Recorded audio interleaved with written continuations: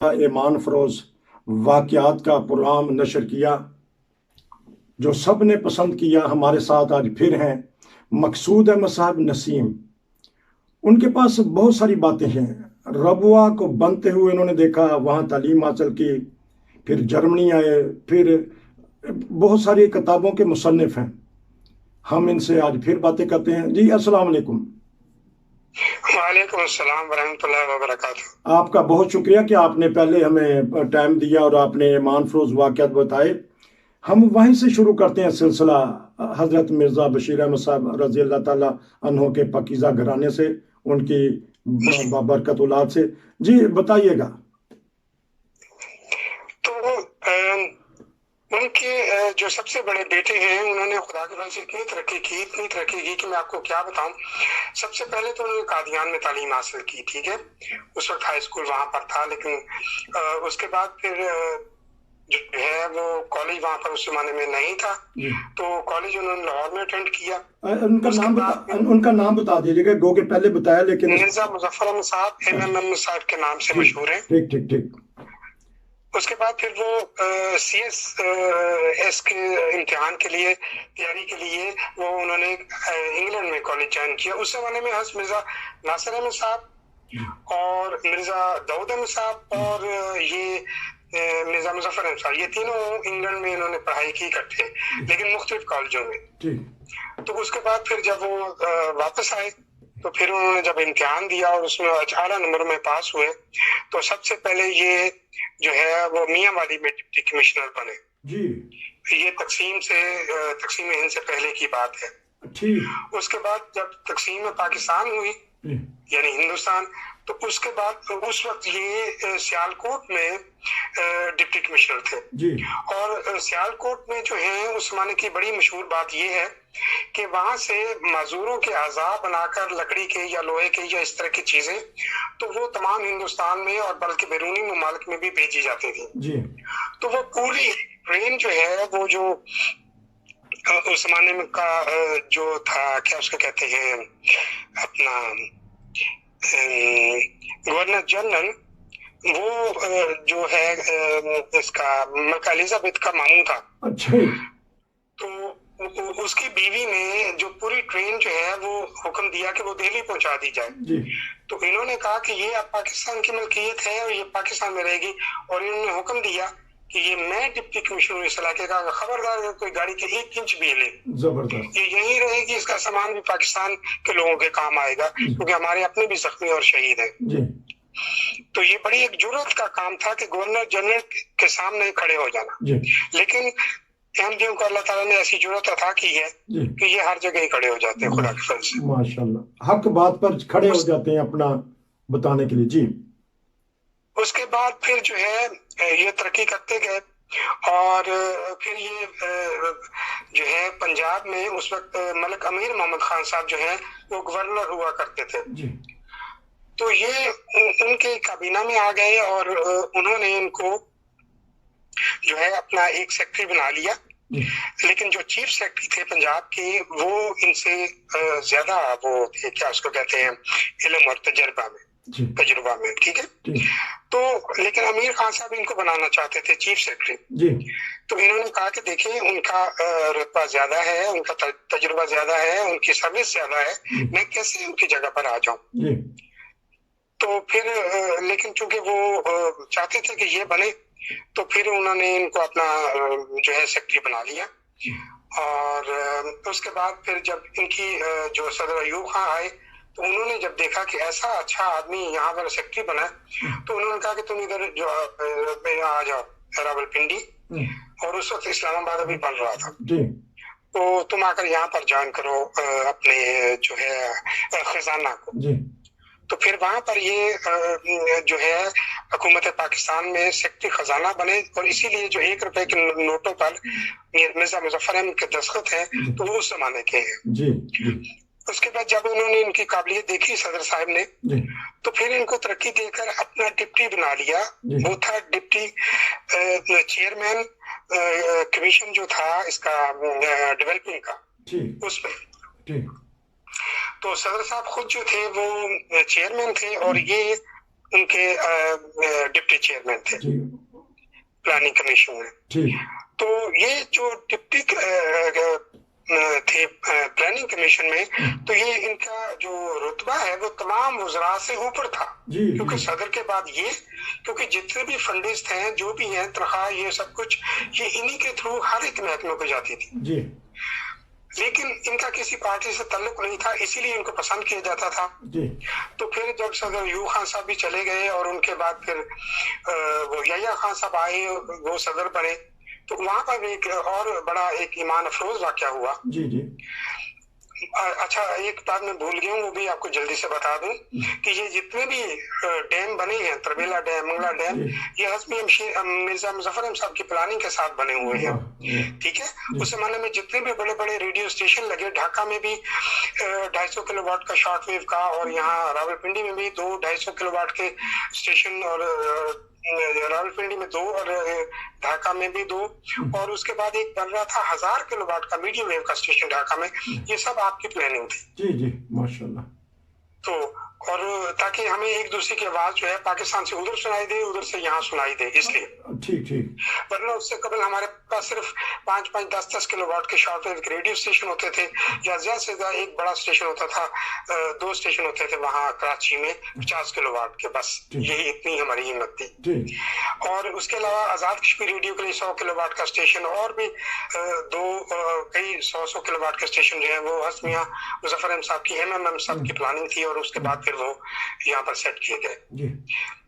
और उसके बाद हम चलते हैं याह्या खान साहब की तरफ। तो याह्या खान साहब एक दफा ईरान के दौरे पर गए, और अपने बाद जो कायम मुकाम सदर हैं वो मियां मुजफ्फर अहमद साहब को बना गए, MMM साहब को। वाह माशाल्लाह। अच्छा, वो याह्या खान साहब गुजर गए, तो अगले दिन सुबह जब ये मतलब उसी दिन एक दिन इन्होंने काम किया, अगले रात आ गई, फिर उसके बाद जब सुबह ये दोबारा काम पर गए हैं, तो वो जो ये क्या नाम है, जो ऊपर नीचे ये जाती हैं सीढ़ियाँ, क्या उनका नाम, बंद सीढ़ियाँ होती हैं, लिफ्ट। मुझे अब अंग्रेजी के लफ्ज भी नहीं आते क्योंकि 50 साल से यहाँ पर हूँ। तो वो जो लिफ्ट चलाने वाला ऑपरेटर था, उसने मियां साहब पर खंजर से हमला कर दिया और इनको जख्मी कर दिया। लेकिन मियां साहब उस वक्त ताकतवर जवान थे, तो इन्होंने उनको पकड़ लिया और सिपाहियों के हवाले कर दिया। और उसके बाद जो सदर का ड्राइवर था, उन्होंने सदर की गाड़ी में इनको डाला, और हवा की रफ्तार से आगे पीछे वो गाड़ियां जा रही थी ब्लू लाइट्स के साथ, क्योंकि ये सदर थे। तो कहते हैं मैं हवा की तेजी की तरह, ड्राइवर कहता है कि मैं CMH पहुंचा, और मियां साहब इस दौरान बेहोश हो चुके थे खून की ब्लीडिंग की वजह से। लेकिन वो डॉक्टरों ने खून लगाया, सब कुछ किया, उसके बाद ऑपरेशन किया और इनको बचा लिया। अल्लाह ताला ने बचाना था, जिसको अल्लाह रखे उसको कौन चके। तो फिर उसी दिन जब ये हमला हुआ, और वो सदर याह्या खान साहब अपना जो वो कई रोज का दौरा था ईरान का, वो मनसूख करके फिर वापस आ गए। तो ये भी एक है कि हम अहमदियों को अल्लाह ताला ने पाकिस्तान की सदारत भी दी हुई है, ऐसी कोई बात। अच्छा, वो जो उनका अपना दौरा मनसूख करके आए, सिर्फ इसलिए आए कि जो उनके नायब सदर थे उनके ऊपर हमला कर दिया गया? जी बिल्कुल, हमला कर दिया गया, उनको शदीद जख्मी कर दिया गया, और कोई आदमी फिर नायब सदर नहीं था, क्योंकि वो तो सदर ने खुद बनाना है। जी। तो इसलिए फिर वो अफरा तफरी से बचने के लिए, या मुख्तलिफ और भी साजिशें होती हैं, उनसे बचने के लिए वो सदर साहब फौरी तौर पर वापस आ गए। तो हालांकि उनका दौरा सदर साहब का बड़ा अहम था कि अगर वो जाते तो कोई ना कोई पाकिस्तान की लिए बेहतरी करते, लेकिन ऐसी दुश्मन ने चाल चली कि जो नायब सदर थे उनको जख्मी कर दिया। जी आगे बताइएगा। जी, उसके बाद जो है वो हस्मिया मुजफ्फर अहमद साहब जो है वो, उसके बाद भुट्टो आ गया। भुट्टो पहले सदर बना, फिर उसके बाद वो वजीर आजम बन गया। तो ये 74 तक वही रहे।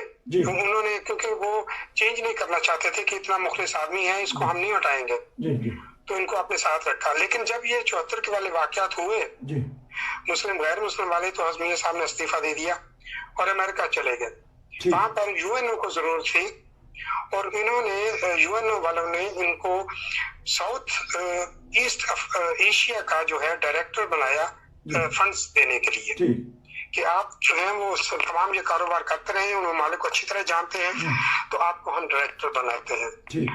तो ये जो आजकल वो EFA और इस तरह के वो फंड्स हैं जो इदारे मुख्तलिफ यूएनओ के जो कि गरीब ममालिक को कर्जे देते हैं, तो ये उनके डायरेक्टर थे और फिर वहीं से ये रिटायर हुए डायरेक्टर के तौर पर। उसके बाद फिर अमेरिका में ही रहे और वहां पर फिर जब इनको कुछ फुर्सत मिली तो वहीं पर इनको फिर अमीर जमात चुन लिया गया। ठीक। अच्छा, अभी मैं एक और बात पूछ लूँ आपसे कि हमले के वक्त आप भी जवान थे, ये हमला हुआ होगा, और फिर आपने क्या सोचा, आपको किस तरह इत्तला दी गई और क्या था रिएक्शन उनके घर वालों का? जी, वो उसी वक्त हमें इत्तला मिल गई थी, फोन आ गए थे जी। तो रबा में उस वक्त बहुत कम लोगों के घरों में फोन होते थे जी जी। तो लेकिन खानदान के घरों में फोन होते थे हर वक्त। जी जी। तो हमें तो उस वक्त इत्तला मिल गई थी और बहुत अफसोस हुआ, और क्योंकि ऑपरेशन के बाद भी मियां साहब बेहोश थे अस्पताल में CMH में। जी जी। तो इसलिए जो है वो जो जा सकता था वो उसी वक्त चला गया। मेरी वालदा भी चली गई जी जी जी। ठीक। खरीद दरियाफ्त करने के लिए। और उस जमाने में जो है खानदान मसीह मौद के पास इतनी गाड़ियां भी नहीं होती थी, हर एक के पास जब जैसे आज कार है उस वक्त नहीं होती थी। और मैंने देखा है कि बहुत से मियां साहिबान जो है वो साइकिलों पर ही कोई तहरीक जदीद जा रहे हैं, कोई सदर जा रहे हैं, कोई वक्फ जदीद जा रहे हैं, और इनमें हज़मी अतारी जो है वो भी शामिल हैं जो बाद में खलीफतुल मसीह राबे बने। तो ये सब साइकिलों पर जाते थे।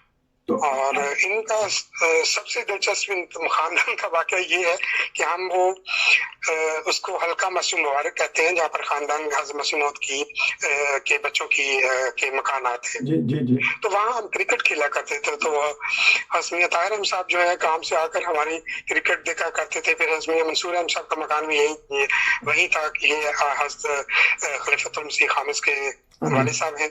तो वो भी बाहर निकल कर मतलब उनकी ये एंजॉयमेंट होती थी कि काम के बाद आए, फिर बच्चों की जरा खेल देखी, उसके बाद फिर अपने घर में चले गए। तो ये हमारे लिए शाबाशी होती थी कि बुजुर्ग हमें देख रहे हैं, जरा जी लगा कर चिका लगाओ। अच्छा, चलिए, क्रिकेट की बात हो रही थी कि आप बॉलर थे, बैट्समैन थे या फील्डर ही थे? सब कुछ ही। अच्छा। फील्डमैन भी, बैट्समैन भी, क्योंकि हमारे जो है हर एक तरबियत दी जाती थी। कोई खास नहीं था कि ये बैट्समैन ही है या ये बॉलर है, सबको हर एक तरबियत दी जाती थी। ये बड़ी खूबी है। हाँ, तो उस वक्त क्रिकेट भी एक साफ सुथरा खेल होता था कि अभी हमने सरफराज नवाज साहब हैं, पुराने करेक्टर हैं, आप जानते होंगे, आपने उनके खूब खेल देखे होंगे, इमरान खान के साथ वो बॉलिंग कराते थे, कि उस वक्त पाकिस्तान की जो क्रिकेट थी उसमें जुए का सिस्टम नहीं आया था, जुआ बाद में आ गया। जी जी, उस वक्त हम जो है वो रनिंग कमेंट्री बहुत गौर से सुना करते थे। मेरे एक दोस्त हैं मिर्जा मुनव्वर अहमद साहब के बेटे हैं और उनका नाम है मिर्जा उमर अहमद साहब, हम उसको तानीमिया कहते थे जी। वो फौत हो गए, 2-3 साल हुए जी। लेकिन वो मेरे बहुत अजीज और करीबी दोस्त थे। तो हम दोनों का ये मशगला ये था कि जब पाकिस्तान कहीं क्रिकेट खेला करता था तो हम उनके पास एक ट्रांजिस्टर रेडियो था, तो कभी हम इस घर में बैठे हैं कोठियाल बुशरा में, कभी वो मियां मुनव्वर अहमद साहब के घर में बैठे हैं, वो कमेंट्री सुन रहे हैं, कभी किसी और के घर में, चौधरी जफरुल्लाह खान साहब का घर करीब था, वहां जाकर बैठे हुए हैं और सुन रहे हैं। तो इस तरह जो है हम मुख्तलिफ घरों में जाके, बच्चों को आने जाने पर कोई पाबंदी नहीं थी, ठीक है। और मुझ पर तो इसलिए भी नहीं कि मेरा खानदान में किसी से पर्दा भी नहीं था, क्योंकि मैंने घर में बच्चों की तरह परवरिश पाई है, तो पर्दा किसी ने करना था।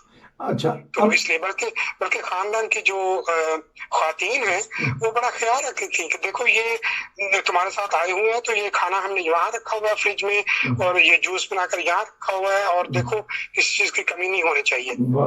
तो इसका बड़ा ख्याल रखती थी। अच्छा, अब क्योंकि अब दोबारा चल गए तो एक ज़मीनी सवाल आ गया कि वो क्रिकेट देखते थे माशाल्लाह हमारे। तो इस्लामाबाद की तरक्की में हजरत मिर्जा मुजफ्फर अहमद साहब रहमुल्लाह का जिक्र कर दीजिएगा कि इस्लामाबाद की तरक्की में भी उन्होंने काम किया। मुझे ये तो इल्म है कि इस्लामाबाद के लिए जितने भी फंड्स हैं वो इन्हीं की मंजूरी से हुए, लेकिन जो प्लानिंग है वो जाहिर है वो जो क्या उनको होती है, जो इंजीनियर जिनको कहते हैं, जैसे मंगला डैम के या तरबिला डैम के जो इंजीनियर हैं, इस तरह सिटी प्लानिंग के भी इंजीनियर होते हैं, और वो उन्होंने की, और वो उन्हीं की वजारत, यानी कि वजारतों से तो ताल्लुक था, लेकिन ये नीचे आगे प्लानिंग वगैरह में हाँ जी। दखलंदाजी नहीं थी। अच्छा चलिए, आजकल के बहुत सारे दोस्त, अलबत्ता खजाना हाँ जी, अलबत्ता खजाने के जितने भी अफसर थे जी वो हसमिया साहब के मशवरे के बगैर कोई कदम नहीं उठा सकते थे। जी उसकी एक मिसाल मैं आपको देता हूँ। जी जी उसकी एक मिसाल है कि जब 1970-71 में जो बांग्लादेश अलहदा हुआ है, जी। तो उससे पहले जो है वो मुक्ति बाहिनी ने बैंक लूट लिए थे। अच्छा मुक्ति बाहिनी उनकी जो जिला तंजीम थी जी बांग्लादेश की। जी जी जी तो हसनिया साहब ने जो है जितने भी बड़े नोट हैं जी वो सारे कैंसिल कर दिए, यानी 100 का, 50 का और 200 का और जो भी 1000 का भी उस जमाने में रुपए का नोट होता था जी वो कैंसिल कर दिए। वो इसलिए कैंसिल किए कि वो मुक्ति बाहिनी जो है वो बैंकों से लूटी हुई रकम को अफगानिस्तान के जरिए पाकिस्तान में ला के तो वो अफरात ज़र पैदा कर रहे थे। ठीक है जी जी। तो वो जब कैंसिल हो गए तो वो बात ही खत्म हो गई, वो अफरात ज़र पैदा ही नहीं हुई। तो ये देखें कि मियां मुजफ्फर साहब, एमएम साहब पे कैसी चाल चली कि वो मुक्ति बानी की सारी चालें बेकार हो गई। जी जी जी। अच्छा, उससे दो नुकसान हुए। एक नुकसान तो उनको ये हुआ कि जो वो पाकिस्तान में अफरात ज़र चाहते थे वो नहीं हुई जी। दूसरा ये कि जो उनकी रकम थी वो सारी बर्बाद हो गई, वो एक टेडी पैसे की भी नहीं रही जी। वो तो इसलिए वो फिर कोई चीज नहीं खरीद सकते थे उस पैसे से जो उनके पास था। अच्छा जी। हमारा अपना पैसा अभी छपा नहीं था क्योंकि बांग्लादेश अभी आजाद नहीं हुआ था। हाँ जी, हाँ जी, ठीक ठीक। आप समझ गए सारी बात? हाँ जी, अभी आप ये देखें तो हिकमत, यानी वो लोग चाप कहते हैं, हम लोग कहते हैं हिकमत। तो ये अल्लाह ताला से कहता है जी, ये बुजुर्गों की दुआएं हैं। जबरदस्त।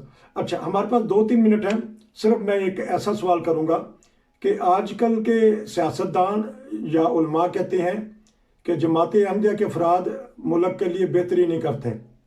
तो जमात अहमदिया के जो अफराद ने मुल्क बनाया और फिर उसकी तामीर और तरक्की में कामयाबी से हाथ बटाया, उसके 2-3 कोई अगर वाक़यात हैं या हज़रत मिर्ज़ा साहब के वाक़यात हैं, या आपने जो बताए तो बहुत ज़्यादा हैं, अगर 1-2 वाक़यात और बताएं। और ये जो लोग आजकल प्रोपेगेंडा कर रहे हैं उनको क्या जवाब देंगे? मैं उन सबसे यही कहूँगा कि आप लोग तारीख से नावाकिफ हैं। जी जी। जो लोग तारीख को जानते हैं वो जानते हैं कि असल में जो पाकिस्तान बनाने का ख्वाब है वो कायदे आज़म ने नहीं देखा था, वो इलामा इकबाल ने नहीं देखा था। इलामा इकबाल साहब तो पाकिस्तान क्या करारदाद पाकिस्तान से भी पहले फौत हो चुके हैं। जी जी, ठीक है, ठीक ठीक। और उनका कोई बयान ऐसा नहीं, वो तो यही सारी उम्र गाते रहे कि ये हिंदुस्तान हमारा, यही तराना वो गाते रहे। जी जी, ठीक है जी जी। एक अल्लामा इकबाल साहब, आज तो इसलिए भूल जाए कि अल्लामा इकबाल साहब ने कोई ख्वाब पाकिस्तान बनाने का देखा था जी। अच्छा, और ये जो कायदे आज़म मोहम्मद अली जिन्ना साहब हैं, ये अकेले नहीं थे पाकिस्तान का ख्वाब देखने वाले, बल्कि हज़रत खलीफतुल मसीह सानी जी उनके साथ शामिल थे जी, कि जिसके लिए बार बार कायदे आज़म जो हैं वो हज़रत को सलाम भिजवाया करते थे और खतो किताबत भी उनकी होती रही जी। और सबसे बड़ा राब्ता जो है वो हज़रत चौधरी मोहम्मद ज़फ़रुल्लाह खान साहब के जरिए था जी, कि जिनको कायदे आज़म ने अपना मुंह बेला बेटा बनाया हुआ था। ये वाहिद मुंह बेले बेटे हैं, ठीक है, कायदे आज़म के। तो ये, और इसीलिए जो है पाकिस्तान बनने से भी 7 साल कबल जो है 1940 में जो है करारदाद लाहौर मंजूर हुई थी, जिसको हम करारदाद पाकिस्तान के नाम से जानते हैं। वो भी जो है इन्होंने चौधरी मोहम्मद ज़फ़रुल्लाह खान साहब ने तहरीर की थी, लेकिन नाम नहीं सामने लाए ताकि वो अहमदी समझकर तो जो है अवाम उसको मुस्तरद न कर दें, हालांकि ये बहुत अच्छी चीज है। ठीक है जी जी। और जबकि तमाम मुस्लिम लीग ने उसको कबूल किया और बड़ी दाद दी। और उससे कबल आपको याद होगा कि 1930-31 में जब कश्मीर कमेटी बनी थी तो ये खलीफतुल मसीह सानी के हिमा पर बनी थी और इन्हीं की इमदाद से बनी थी। और शेर कश्मीर शेख अब्दुल्ला, इनको जो शेर कश्मीर का लक़ब दिया है वो इन हजरत साहब का दिया हुआ है, जो कि अल-फज़ल में सबसे पहले छपा था। ठीक है। और कश्मीर की जो है जो हमने लड़ी है, ना कि किसी और ने। फिर बाद में जब वो अल्लामा इकबाल साहब को